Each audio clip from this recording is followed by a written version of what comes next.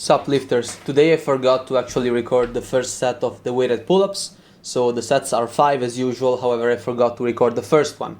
But who cares, because the first one is always the less important, because the technique is pretty much okay, always, and the reps aren't as exciting, because there is no fight, there is no grind, everything just comes up.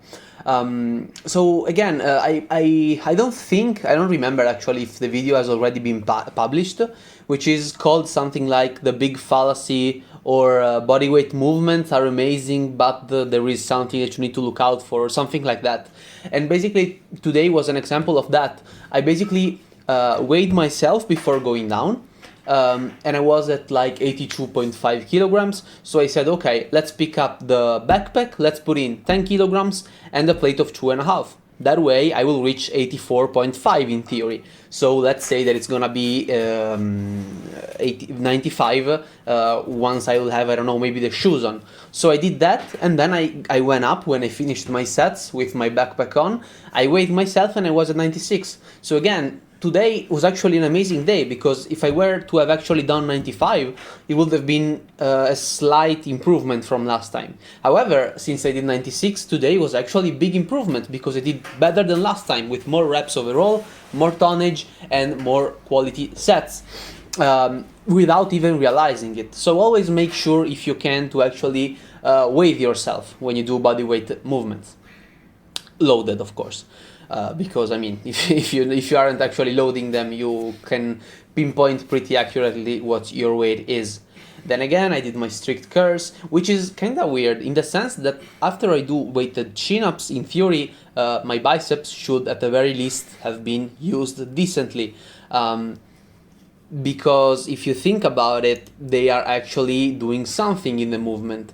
What, however, doesn't make too much sense is that my performance isn't really dipping in any way, which is again pretty weird, because in theory I shouldn't have a very nice performance. However, if I actually compare my performance on this type of curls compared to my performance on the cheat curls when I deadlift, the performance aren't really consistent, in the sense that, yeah, I do more sets, like more reps actually with the cheat curls with the same weight, but overall the amount of more reps that I do is not that high. So again, I'm not really understanding what is going on. I recorded 2 sets because I said, okay, I forgot to actually record one set of weighted chin-ups, so let's do one more set of this superset, which is interesting because today, as you saw, I'm doing L-sit raises, which I did on this Monday actually, which is my new rest day, and I felt like my core was working a lot. And today it didn't. I didn't really feel my core. And I believe that it's because on Monday I actually did a lot of stuff with the squats. And in a squat the core is still active because it needs to actually completely stabilize the upper body. Which is pretty interesting again, because I checked the form and it's pretty much the same, you know. I try to control myself as much as possible, although there is still some slight swing, which I believe is okay. And it's pretty interesting, you know. Because it really speaks a lot about how much the core actually gets activated when it, like in the stabilization of the movement of the squats. So yeah, give them the try. I really enjoy them more than both the one in which I'm just, you know, holding myself up through my elbows and from the hanging ones. I then did my rower. I'm really happy with the form because everything is perfectly fine. There is no leg drive, absolutely no leg drive. The torso moves slightly, but I don't really think that is helping a lot in the movement, and I feel like it's just a consequence of the pulling motion that I'm actually doing while I'm rowing in general. And of course, this isn't the real speed, this is sped up, but you know, I didn't really want to waste your time seeing me shrug 20 times because it's pretty annoying, but know that I did it. And what I'm even happier about, not only that my form is good, but it is extremely consistent between sets. You see, I go down as if I were doing an RDL, the torso position is pretty much the same, and the rowing also stays the same. There is no leg drive, nothing else. Extremely consistent, and I'm extremely happy of that actually, which is pretty interesting because in theory I am a beginner at this move, and some people like NH actually say that rowers like bent over row, call them however you will, beginners shouldn't really do them, because they are a mix of a hip hinging movement with a pull, which isn't exactly an horizontal pull, and they should actually use like the machine row and stuff like that. However, I really like it, so of course I'm gonna keep doing it. Always, although you can of course like somebody, I clearly like NH's content, and I don't mean like somebody in the sense of liking him as a person, because I don't know him. I like his content, I like what he says, I usually agree with him. But don't, as he always says, fanboy over somebody. Always put in discussions whatever he does, whatever he says. If it doesn't make sense, do it. If it doesn't, don't do it. Pretty easy, right? So that's just what I did at the end of it. It went pretty nicely, it went okay. And I like the bent over row, and that is it. This is why I do it. And also I'm gonna do 55 kilograms next time, which I couldn't really do with my Pendlay. However, that last session was very, very bad.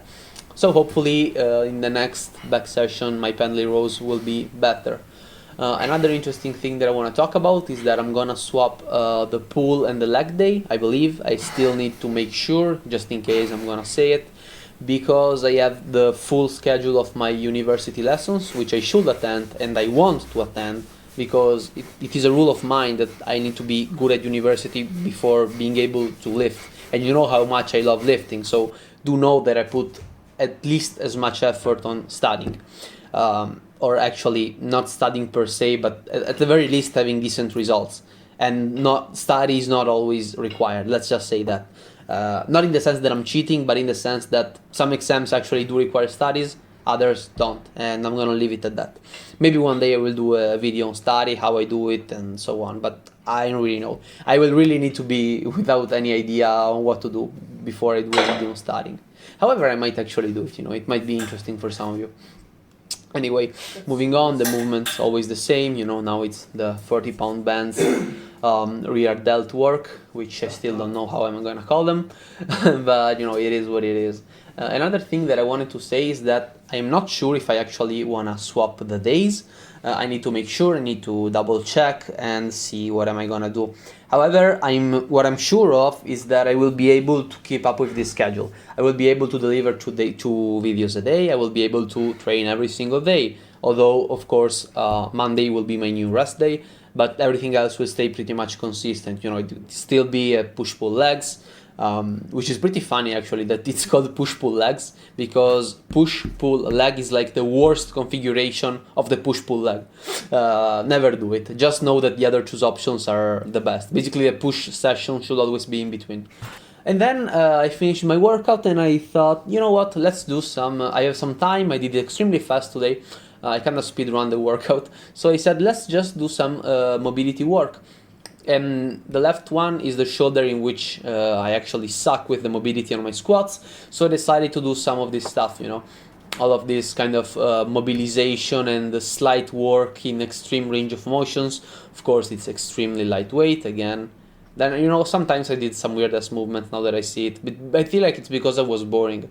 But I'm not gonna lie, it's actually pretty relaxing, If you have the chance of doing that, just, put your earbuds on, listen to some music, maybe something decently chill, and just stretch. It's really, really enjoyable, I'm not gonna lie.